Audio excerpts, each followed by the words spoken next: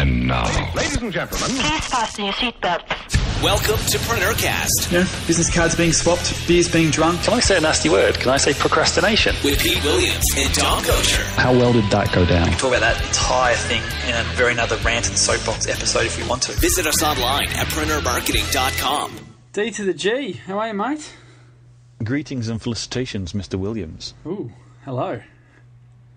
Yeah, well, you did the jazzy start last time. I thought I'd do one this time. Okay, well, we should take it in turns. We'll schedule it in. I think not. How's the week been? Good. A little bit of a challenge with the local infrastructure here, otherwise known as my internet dropping out in the middle of the night last night. That's not fun. It's never fun. But I learned my lesson. This time, I've moved to the alternate location and got the hardware wired up, and I'm back online. Now I'm going to go and talk to the internet service provider. Last time, I made the mistake of talking to the internet service provider first and believing them. I was offline for a week. Very naive. Rookie mistake right there. Absolute rookie mistake. Indeedy. So, as we were saying in a recent podcast, always have a backup. Absolutely. All right. Speaking of recent podcasts, and I'm keeping the trend of getting right into this. In the last one, you mentioned in a slightly offhand way a pretty major topic: positive constraints. Yes. Now, I'm kind of getting into positive constraints, but I'm finding it difficult, and so I'm hoping that you've got a bit of time to talk to us about what positive constraints are and why they're a good idea, and also some tips to get going, get using them. Sure. You sounded like you almost had a positive constraint thrust upon you today with the no internet. Yeah, I'd like to call that a positive constraint, but most of the words that came out of my mouth last night weren't positive, so... Fair enough too. Well, look, I guess let's, like we do quite often on Preneurcast, is set the context up front and give some people some a frame of reference when it comes to positive constraints and define what that term is, because...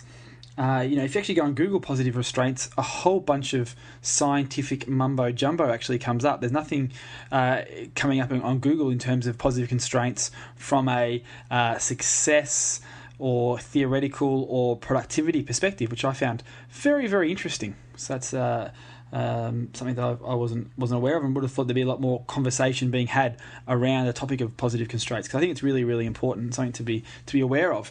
So let's define it. Positive constraints. Well, obviously, something positive is something that's good for us, and a constraint, I guess, is typically something that actually confines us and restricts us from doing certain things. So, when you hear the term constraint, it's normally perceived with a negative connotation, whereas the positive in positive constraints, flips it on its head a little bit. So I guess to try and define it, a positive constraint is something that constrains you in a positive way. How's that for deep?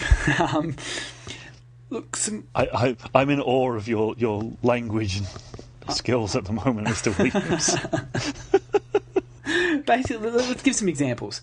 Look, a positive constraint can actually be turning off your internet. Let's just hit that right now, because a lot of people, when they sit down to produce something, be it write an article for their blog, create and design a new proposal template for their quoting, maybe they're trying to actually sit down and work out the best copy they should put into the Yellow Pages advert or something like that. So they sit down with a goal in mind, and 15 minutes later they're on Facebook watching a YouTube video of a cat playing on Twitter. They just get distracted so easily. So a positive constraint in that manner can actually be to physically unplug your internet router, so you can't have that distraction. That is a positive constraint, because you've restricted the ability to go on the internet. So it's a positive constraint in that manner. And there's a lot of different things you can do for helping you get more productive by using positive constraints. To give you another sort of really analog example is, if you want to get fit and you need to run 10 kilometres today, an easy positive constraint would be get your partner to drop you 10 k's from home without keys and a phone. The only way to get home is to actually move your butt and actually get home. So that's a very analogue version of a positive constraint. You got no other choice. Okay, I like that one.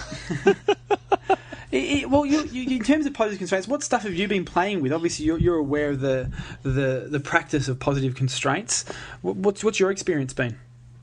Well, the first one for me, we talked about this right at the beginning. When we first started recording the show, we talked about my wish to have Friday afternoons off. Yep. That was one of my goals. And what was I going to do, and so on and so on. We haven't really revisited that, so maybe it's a time to revisit it. And one of the things that I've done is, and it's very, very simplistic, I've just said, look, I am not working between these hours of these days. And what I actually did was cut out the middle of the day. And before anybody else makes any jokes about me taking siestas, it is actually the tradition in Spain to take that middle period of the day during the summer because of the heat and stop work. So people knock off for a couple of hours and then they work later on in the day, later than a lot of other countries do. And so I picked that up, but I made it a positive constraint by saying that I really need to focus and get a block of work done before, say, 1 o'clock.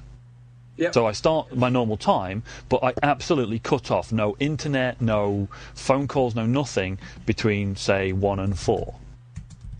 And that focused me completely into getting that work done by trying to cram it into that space. Because what I'd been doing, and a lot of people do this is this is spreading out a little bit, but what I know a lot of people do is because they, say, work from home or they have constant internet access, then they're always working just a little bit.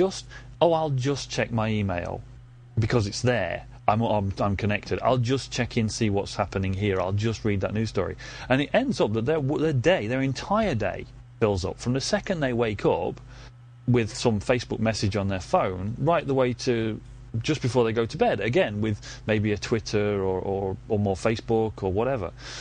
And because we can work all day, sometimes we do. And it doesn't necessarily make us effective. And I certainly was finding this, that I was allowing things to creep in to my spare time, but also I was allowing jobs to expand to fill what was perceived as the available space. Yep. So I blocked out that space and said, look, absolutely no. And one of the couple of the positive results with that one was I'm focusing on getting work done, and so I'm being more productive within that space of time. But also, suddenly I've got all this free time in the middle of the day. Yesterday, I went out for a proper menu del dia, as they call it, a menu of the day, which is a very traditional thing again over here. You are embracing that lifestyle, young man. I am embracing the lifestyle, which was the whole reason for me moving here, and there was the danger of me not doing that at one point. So yeah, me and my partner just. She came home for lunch yesterday, and instead of us sitting down and eating the usual lunch indoors, I said, hey, let's go out for lunch, and we did. And because I blocked that time out, I knew it was available, and I had refused to work. So it's not one of the deeper examples of a positive constraint, but it's one that I'm working with right now, and it's definitely having positive results for me. Fantastic.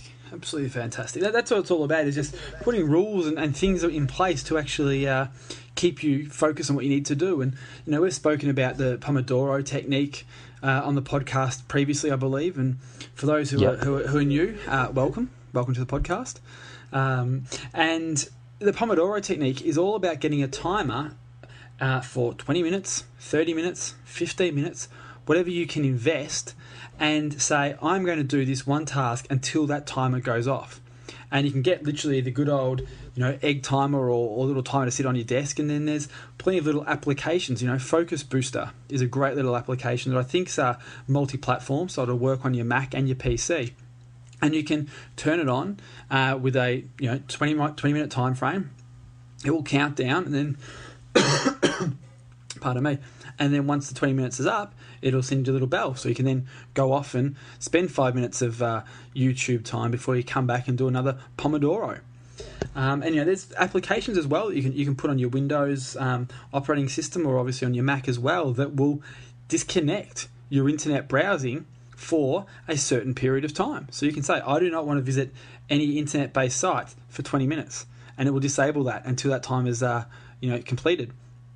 You can do things like with various software that allows you to say, okay, for the next 20 minutes, I'm only going to be doing, let's say, forum posting as an idea if you're doing some online marketing, or you might be reviewing job applications. So you can say, I only want for the next 20 minutes to be able to access these 3 website domains. You put that in the software, hit start, and it will restrict everything else. So there's those sort of positive constraints to keep you on target, to keep you running in your lanes. It's basically the blinkers that they put on horses in horse racing to keep them focused so they don't get distracted. You've got to have those personal blinkers is a good sort of mental picture to make.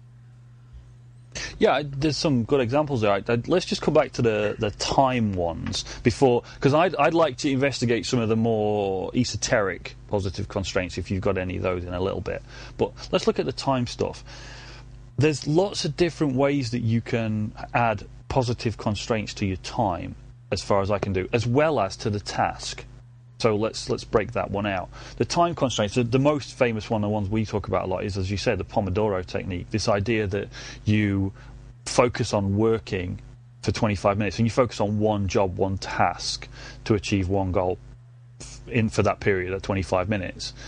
And that's good for 2 reasons.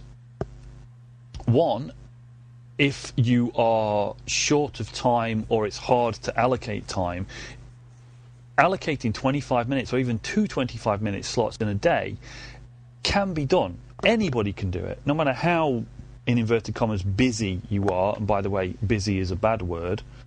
No matter how full your day is, you should be able to find at least one 25-minute slot. So if you put that positive constraint in, like I've put a constraint in, say I won't work in this period of time, you can put that constraint into your day that I won't do something else, I will work for 25 minutes at, let's say, 7 a.m. if you're a morning person, or 11:30 p.m. if you're a night person, depending on who you are. And so you can get something done by putting that kind of constraint. Again, it's a constraint for the rest of the world. It's a bit like when I record my podcast. I put a positive constraint on that. I closed the door to the office. And that's a less than subtle indication to the cats that they can no longer come and walk over my keyboard. And also it's a clear indication to anyone else in the house or the office or wherever that there's something going on in there. And it's basically, I don't need to walk around the entire building telling everybody I'm recording. If that door's closed, everybody knows there's a reason for it, and that reason is I need the sound to be down. So I'm constraining other people from interrupting me. But task constraint is a really big thing. I got very interested in the concept of flow, which I'm sure we'll do a podcast on at some point. On one of my virtual assistants? Not flow, not fleur. Flow, the concept of it, as in being in the flow, or as you called it, staying in your lane. Yeah. One of the most important things that I discovered through reading a few books. One, the book Flow, by I'm going to give it a go. Mihaly Csikszentmihalyi, I believe. Very long Polish name. Very long Polish name. I'll put it in the show notes. Can you pronounce that surname again? Because I think I heard something completely different. No, I'm only doing it once. I'm not doing it again. Anybody wants to hear it again, you can rewind. And there's a number of other books on the topic, similar books, but it's all about what disruption does to your concentration. If you're disrupted and you actually lose your concentration, and a big point of this is also in the book we talked about, the Pragmatic Thinking and Learning. There's a big section on this about holding focus. It can take anything up to 20 minutes to regain focus once you're fully disrupted. Absolutely. And this is like scientifically proven. They've done all kinds of studies. That's absolutely dreadful. If you're working for an hour, if you've given yourself an hour and you allow any kind of disruption in there, it only takes 2 disruptions and you've basically got no time left to do anything.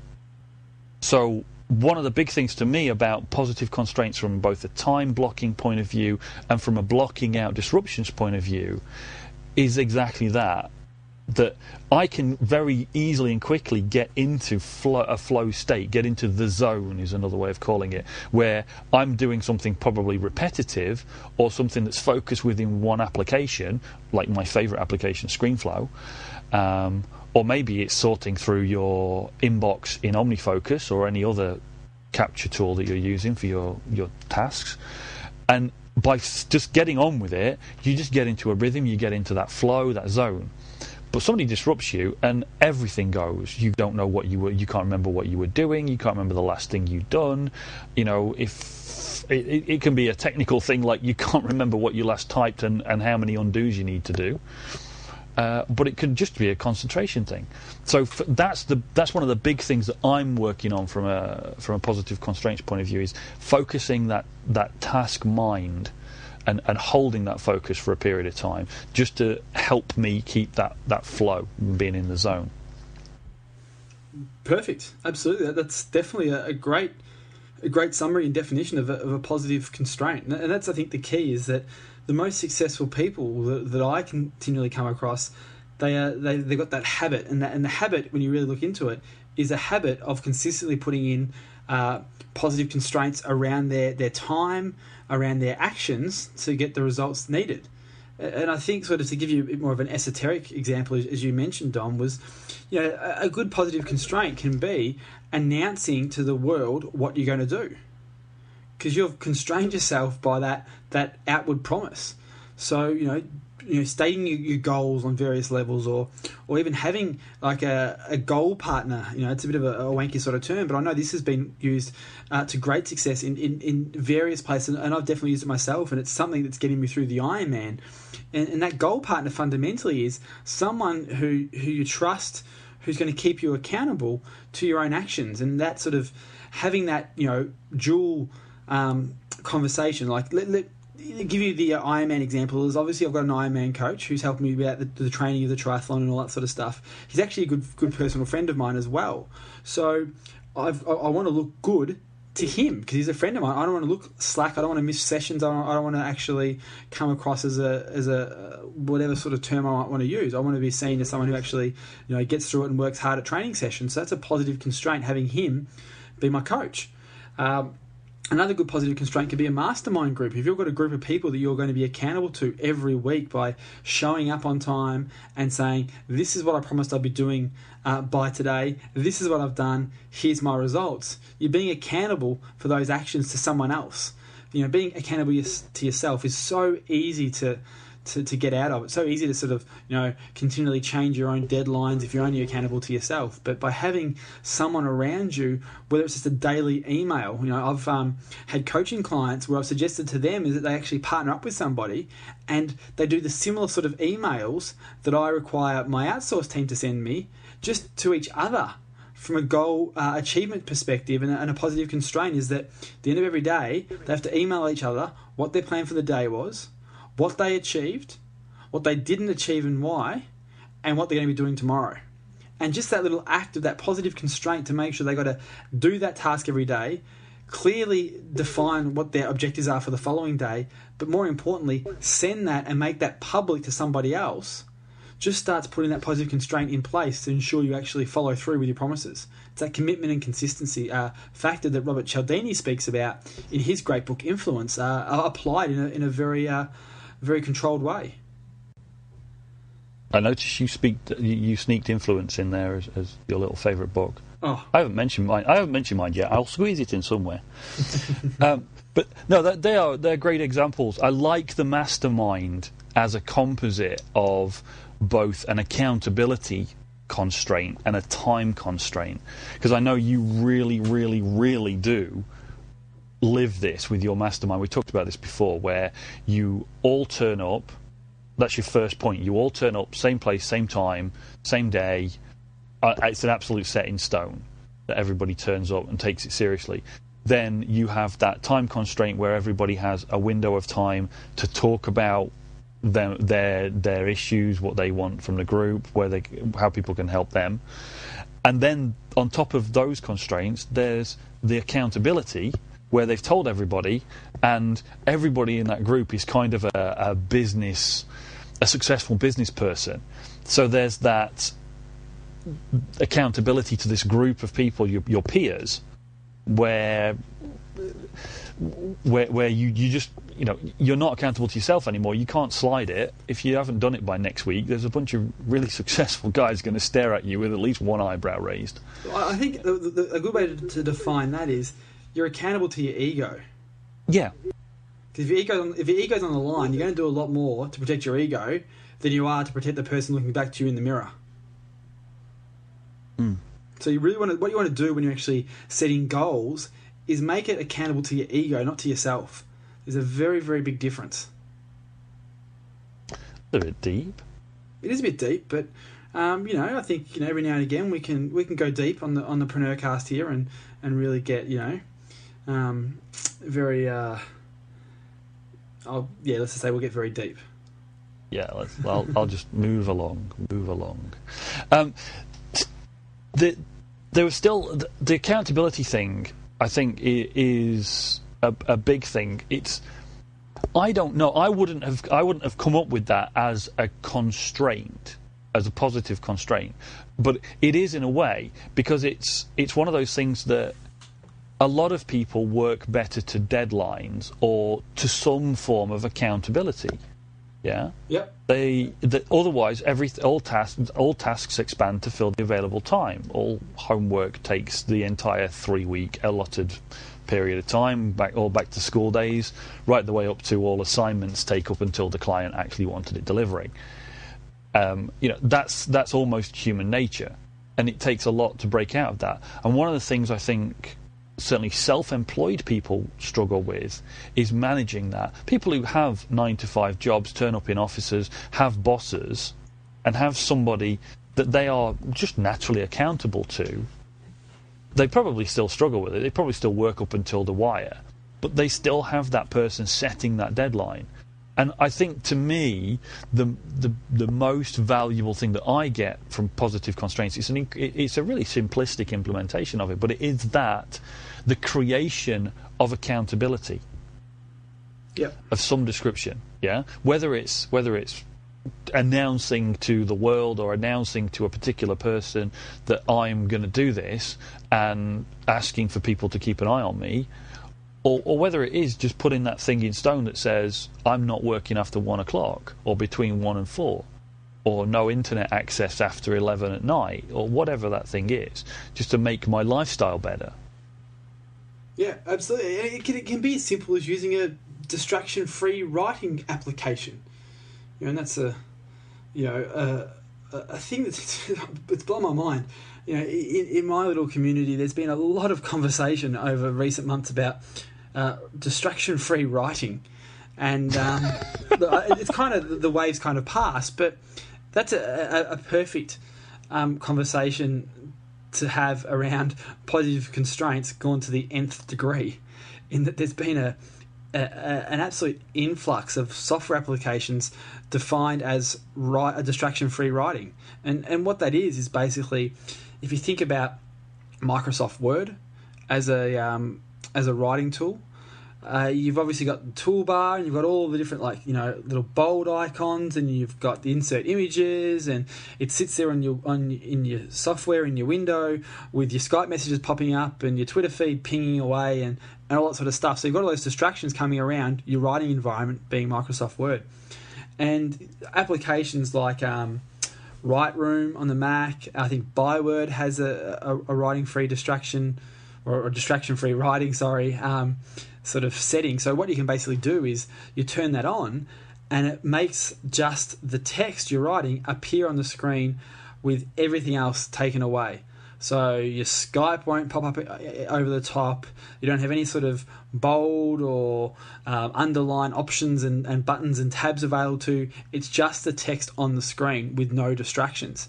And it's a great positive constraint when you actually have something to write, to do that and keep you on target, because it's so easy in this current sort of world of social media to get distracted by so much other random irrelevant stuff that doesn't help you achieve the task at hand. So those sort of things are fantastic. But it's a tool that's going to help you do that, but there's also that self-discipline you have to have anyway, because if you're self-disciplined enough and you can internalize those positive constraints anyway and flick that mental switch on, you should be able to actually get your work done just with Microsoft Word. But a simple positive constraint is just turn Skype off for a little bit. As one example, just if you miss one conversation on Twitter, it's going to be okay, guys. It's going to be okay if you don't get retweeted or you don't retweet that funny joke that someone said. Definitely, and the distraction-free writing tool was actually something that had popped into my mind when we first talking about positive constraints. And you're absolutely right. It is that there are always tools. There's always tools to help you do anything. It doesn't matter what it is out there in the world now. There are so many people able to write programs and make things, and they all are tools to help you or enhance your ability to do it. But at the bottom of it, it comes down to it's still you. Absolutely. You've got to choose to use that tool, and there are people out there who can, for example, manage to just. I mean, the example of distraction-free writing, there are two real problems with writing. One of them is that if you've got your Twitter, your Skype, your email binging, all these things coming on, that's a distraction that stops you from the actual task of creating something, some content. But the real thing with the distraction-free writing tools is beyond that. It's actually that you can't even add bold or italics, or you can't make something a heading. You literally can only concentrate on the words, on the terminology that's going on the page, which is a really kind of very, very tight positive constraint. It makes you think about the words rather than faffing around with the font and things like that. So that's a really a good detailed example. But at the end of the day, it is still down to you. You could write just as well in Microsoft Word, and ironically, you could do it with your email binging and your Skype, but you'd have to be some kind of Zen master of concentration. And it's one of those things. Positive constraints are really, really good when you're actually at that. I call it. Well, I don't call it, but it's that conscious incompetent stage of any sort of task. Is if you are consciously aware that you're incompetent at doing it well, such as sitting down and writing a 300-word blog post or an email you're going to send out to your database or whatever it might be, you want to put as many positive constraints in place as you can so you can focus on the task at hand. And as you sort of move from that conscious incompetence right through the four stages to unconscious competence, then you can remove those positive constraints because you've internalized them. That is a really, really good way to put it. I like that. By the way, where's that conscious incompetence to unconscious competence from? I have no idea. I'm going to say it's from 1972. I don't know. I don't know who was the person who coined it and who came up with it. But basically, for those who aren't aware of it, there's basically four stages you go through when you're learning a task. I think it might be an NLP terminology. I know that's sort of where I first became aware of it and got first exposure to it, is that when you're learning to do a skill, you are consciously incompetent. You know you don't know how to do it. You don't know. Like I know I don't know how to fly a plane. And then you become consciously competent. I'm trying to say that the right way. You go to conscious competence, because you know you're doing it, you're thinking it through. And then you become... Which way is it? Then you go... I always get the order mixed up. You then end up being unconsciously competent in that you just, when you drive home, how many times have you driven home and you just get home without knowing how you got home? You just get home, hang on, I don't remember seeing those last three traffic lights. You just unconsciously arrived. Riding a bike, for most people, you are unconsciously competent. You just know how to hop on a bike and ride without even thinking about pedal and brake and balance and looking for the cars and stuff like that. But when you first started, you knew you didn't know what to do. But I guess there's even that stage before that, which is unconsciously incompetent. That's the very first stage where you actually don't know you don't know something. I don't know. Well, I don't even know what I don't know, but there's plenty of things out there that I'm sure I don't know even exist, let alone how to do it. So you start off with unconscious incompetence. Then you become consciously incompetent. You know you don't know it. Then you become consciously competent because you have to think about it. You have to physically say, okay, when I'm going to drive this car, I've got to put my foot on the brake. I've got to, put my foot on the clutch. I've got to undo from first. I've got to, double clutch again to get into second. It's very consciously the process. But then, after driving for a few months or a few years, you become unconsciously competent, and you just can change gears and talk to your passenger in the back seat. You can change lanes and indicate all at the same time without even thinking. So that's sort of the process you go through, and the positive constraints actually come with you through that, or they actually disappear as you get more competent at something. That's a really good example, actually, because I remember when my very, very, very, very, very first driving lesson, which was a ridiculous amount of time ago, and I got in the car with the driving instructor, and the first thing he did when I got in the car was turn the radio off. Yep. Now, obviously, we all drive with the radio on and possibly even making hands-free telephone calls. But when you're first starting, when you're in that conscious incompetent stage, and I like this. This is a great kind of summary about what we're talking about. It really brings it home. When you're in that conscious incompetent stage, you need all the help you can get. So if you're trying to write a blog post, why not write it in a text editor rather than trying to work out how to get WordPress to make it look the way you want it to look? Absolutely. For example, yeah. And so I think, can we like bounce? Let's just bounce some of these around. Let's just think of different positive constraints that can help people in different scenarios, and just bounce them out for a few minutes as a way to kind of round this episode out. Yeah, look, absolutely. I think the first thing is turning your internet off. To get some software or some sort of application that can actually constrain you from doing that, from actually allowing access to your internet services. So that way, if you have some stuff, because if you really break it down, for most people in their business, whether you're an online marketer or you own a retail clothing store, there's a lot of stuff you can do in your business that doesn't need the internet. Most of it really can be done without the internet. So doing stuff like having some sort of tool to actually constrain you is very, very positive in that regard of internet usage. Ideally, you don't want to look at your email until you actually knock off the first 3 action points for your day. How to actually, constrain that? Well, look, I actually, a while ago when I had some projects to do, I actually removed the auto email check off my mail client. I was using Mac Mail, which is obviously something like Outlook. I actually disabled the auto collection of email, so I didn't actually check your email every 15 minutes and just ping you an email comes in, or every 2 minutes. And I also removed the send and receive button from the menu bar, so I couldn't quickly just go and hit send and receive. So wow.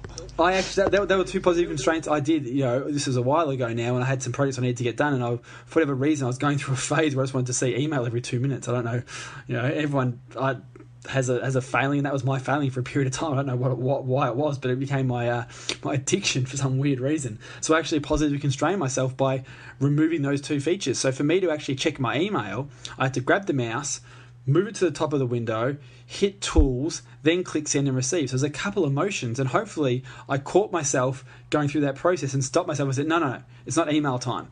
And until I broke that habit. So, creating or breaking habits, it's really important to have positive constraints in place to actually train you as well. Yeah, making that's quite scarily advanced. Much more simplistic. It's just nerdy, mate. That's all it is. It's just nerdy. Okay, I'll be less polite. You're a nerd. Looking at the machine that I'm on at the moment, being really simplistic, up in the menu bar at the top, or maybe in the toolbar at the bottom if you're on Windows, I'm on a Wi-Fi network. All I need to do is go up to the top of the screen, click the little icon with the Wi-Fi on it, and click switch off the Wi-Fi. Yeah. That's it. I'm offline. It can be that simple, and that's kind of what I'm hanging on with this one. Is it can be that simple. you said a good point. There are a lot of things you can do in business that don't require the internet. They don't even require a computer. One of the great positive constraints that I have is I have a pad of paper, a little A5 pad and a pencil. Or I also carry some note cards if I haven't got that bigger bag to carry with me. Some little 3x5 note cards.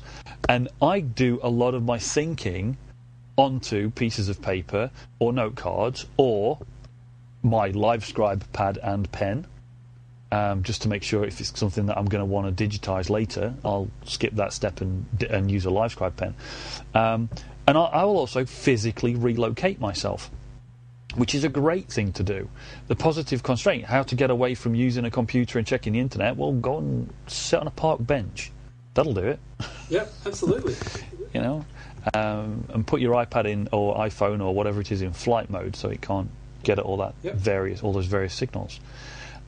Here's one from that book, Pragmatic Thinking and Learning, where they say that if you make it really hard to stop doing what you're doing, you're more likely to stick at it. So, there's a very extreme example. They basically say, move the furniture around in your office so that it's hard to get away from your desk. It takes you an actual... If you're one of those people that wanders away from your desk to avoid doing some work, then put something, move a rolling set of drawers or something, so that you have to move them again to get away from your desk.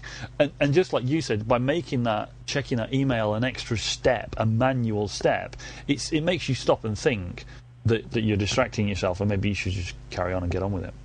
Yeah, absolutely. That's exactly the sort of constraints you want to put yourself into, so you get the outcomes you're after. And there's just so many different sort of levels of constraints. There's that want to get fit. Tell your partner to drop you 5 kilometres from home every Saturday morning after breakfast. I'm just really hoping that my partner does not listen to this episode. Because I have a funny feeling that might accidentally happen. But that's the sort of constraint. Go to sleep the night before in your exercise gear. Eliminate the friction a little bit. It's a slight different take on positive constraints, but it's basically, I guess I know a whole other podcast about removing the friction, which is a similar sort of concept where you actually want to remove any of the friction between what you are and where you want to be. So going to sleep the night before with your fitness gear on, or at least have your fitness gear laid out the night before, because it's just about I don't know where my running shoes are. Don't worry about it, I'll run tomorrow. Actually make sure you get all that stuff out beforehand so the friction's actually removed, and that's a different type of positive constraint you can put in place for yourself. Yeah, I'll stick with just laying the clothes out. Again, I'm not sure my partner would be too impressed by me going to sleep in a tracksuit with my trainers on. Well, okay, we're not talking about trainers. I'm talking about a pair of running shorts, and there's a line. There is a line. Yeah, and before you tell us you've already crossed it, let's just move on. Easy. Well, look, I think that's probably a good summary of what positive constraints are for everybody out there. And look, support at Preneurgroup.com. Send us some examples of positive constraints that you've implemented in your life, and we'll mention them on future episodes of the show. Share some love. Absolutely. Yep, yeah, and if you've implemented anything that we have mentioned, and it's done any positive, you've got any positive results from it, let us know. Drop us a line on support@preneurgroup.com, or give us a comment in the iTunes store. Let us know what you think about the topics that we're covering, and if there's something that you want us to cover. We do keep a track of what everybody asks us about, and we do try and talk about those topics as we go through. We've got our own things that we want to talk about that we think are important, but you, the audience, are important to us, and we want to know what you think. So drop us a note on iTunes comments, on the iTunes store. It only takes a minute, as long as you've got your iTunes account, which hopefully, most of you are listening through iTunes, I think. Then drop us a note. Absolutely. And don't forget, preneurmedia.tv is the new home of the Preneurcast podcast. So on there we've got the transcripts, the show notes, the back catalogue, all available over at preneurmedia.tv. So check that out. Subscribe to the RSS feed, and keep in touch over there too, because you can get everything you need from preneurmedia.tv. Nicely done, sir. And on that, I think we'll wrap it up with a little bow, as you say. That's it. See you guys next week. You've been enjoying another fine episode of Preneurcast with Pete Williams and Dom Gocher. Make sure to hang out with the boys online at www.preneurmarketing.com or drop them a line via preneurcast@preneurgroup.com.